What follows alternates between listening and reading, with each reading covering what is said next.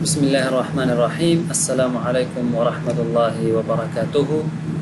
د اتم صنف په عربي کتاب کې اوم درس ته رسیدلی یو، توزیع العمل، او دغه درس مو ویلی و، د دې تدریباتو ته رسیدلی یو.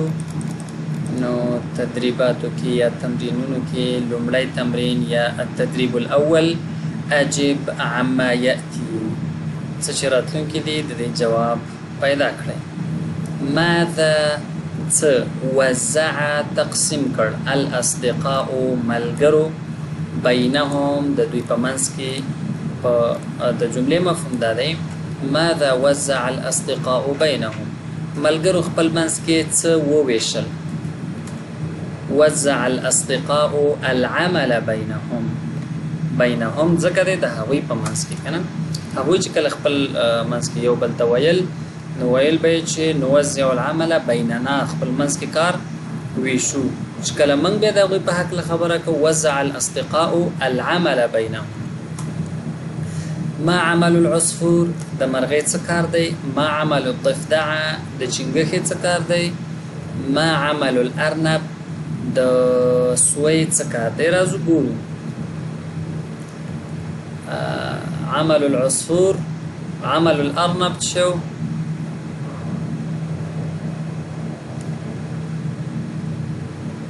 عمل العصفور، العصفور تحضر الطعام، الضفدعة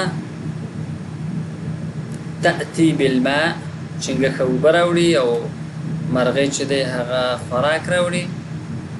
او الارنب، عمل الارنب، الارنب تنظم البيت، سوی چې دا د کور منظموي.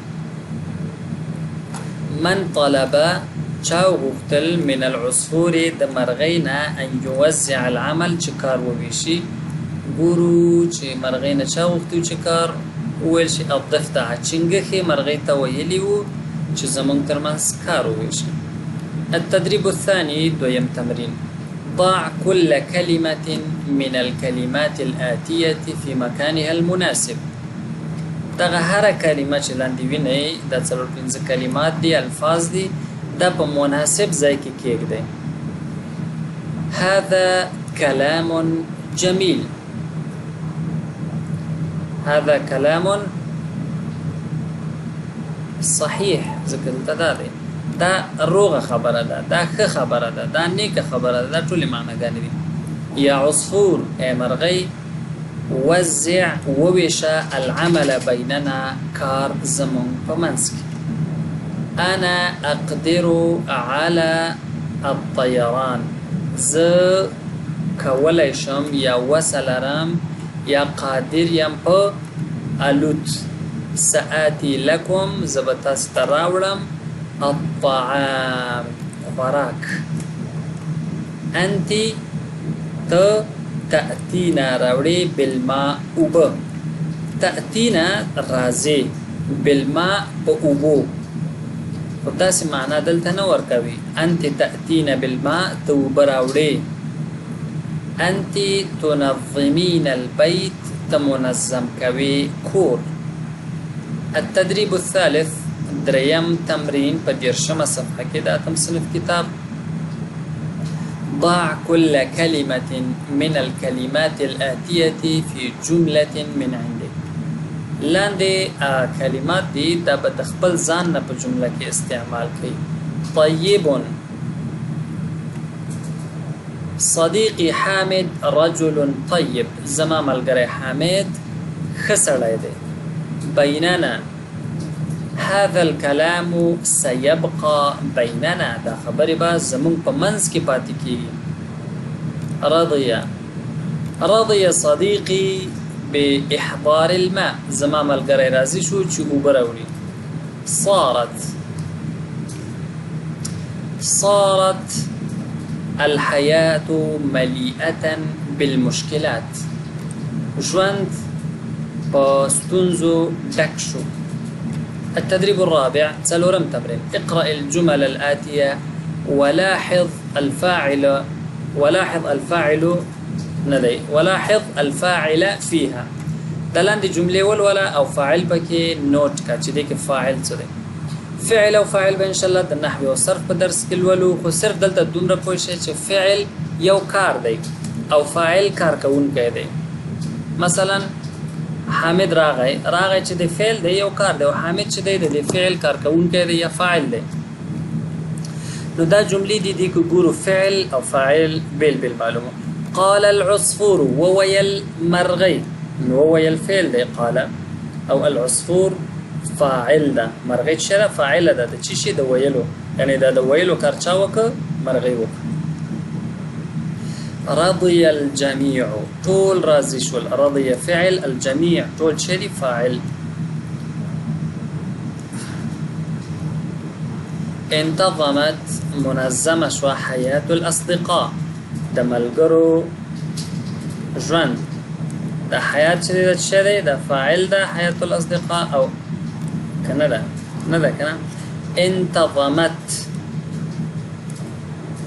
د شری فعل دی، دا تا د تأنیث ده ځکه چې حیات چې دی د مؤنث دی، نو فاعل چې کله مذکر وي فعل به هم مذکر وي. الجميع اوس چې دی مذکر دی نو دا هم رضیه دی. انتظمت منظمه شوه نو مؤنث دی ځکه چې فاعل مؤنث دی. التدريب الخامس بنظم تمرين عين الفاعل بوضع خط تحته في الجمل الآتية. بس دلته اسانه خبره ده چې چیرته چې فاعل وي دا غلاندې به داسې سور خط کش کوي. زه خو دلته نه پوهېږم چې سور خط څنګه کش کوم، زه به داسې په نښه کوم درته. شرب محمد اللبن، وسکل محمد شدی، نو دا سکل چې دی دا فعل دی، اللبن مفعول دی، محمد فاعل دی ځکه چې شدی چا سکلی محمد. كتب وليكل شاكر، شاكر الرسالة خط، شاكر فاعل دی ځکه چې خط یې لیکلی. حضر الاستاذ، استاد راغی استاد حاضر شو، نو الاستاذ چې دی دا فاعل دی. كتب نجيب، نجيب وليكل مقالة، مقالة نجيب شی دی فاعل دی. أكل أخر سعيد، سعيد الطعام خوراك، وسعيد شی دی فاعل دی. التدريب السادس شپږم تمرين تحدث مع زميلك مستعينا بالكلمات الآتية كما في المثال. خپل ملګری سره په دې اړه خبرې وکړه لکه څنګه چې مثال کې دی. لکه دلته هذا کلام صحیح دی، نو دې دپاره یو جمله داسې جوړه کړه چې ملګری درته ووایي هذا کلام صحیح چې دی. تعال نوزع العمل بيننا، راځه چې خپل منځ کې کار وویشو. بل ورته هذا کلام صحیح، دا صحیح خبره ده. نو دلته هم داسې د داسې یو جمله را پیدا کړي چې بل درته ووایي طیبون. دا سخت کورنۍ دنده به تاسې ته پرېږدمه، یو دوه درې داسې جملې پیدا کړئ که بیا مو هم نشوې پیدا کولی بیا به زه مرسته وکړم. طیب عموما منګه یو چا داسې وایو چې ښه، یو سړی ورته انا سوف آتیک غدا، سبا ته راځم، بل ورته طیب لکه موږ پښتو کې ښه یا صحیح ده طیب، هغه طیب نه دی، دا طیب. حق جميل ښایسته. التدريب السابع أكمل الفراغ بكلمة مناسبة مما بين القوسين. طيبة، جديدة، كبيرة، جميلة. دا نو اسانه کلمات دی راخلی او په دغه څلورو جملو کې کېږدئ. هذه فکرة طیبة، دا ښه فکر دی، دا ښه ایډیا ده، دا ښه نظر دی. هذه مکتبة کبیرة، دا لویه یا غټه کتابخانه ده. هذه سیارة جدیدة، دا نوی موټر دی. هذه کلمة طیبة، دا ښه خبره ده. التدريب الثامن: ضع علامة صحيح أمام الكتابة الصحيحة للكلمة.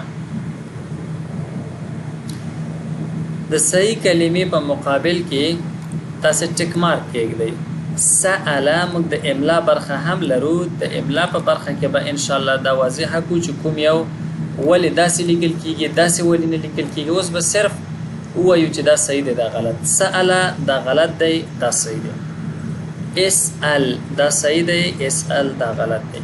مکافأة دا غلط دی، دا صحیح دی.